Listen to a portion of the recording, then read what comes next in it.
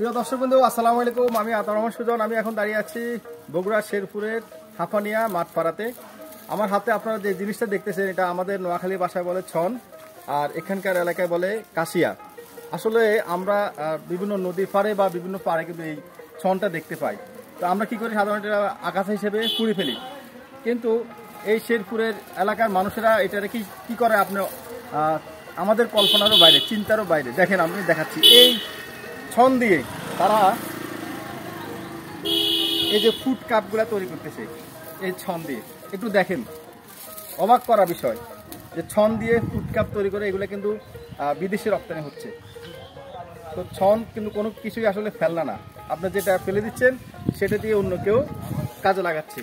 তো এটাই আমরা দেখলাম যে ছন দিয়ে কিভাবে ফুড কাপ বানাতে, এবং এটা বিভিন্ন কালারেই বিভিন্ন রকমের কিন্তু তৈরি হচ্ছে।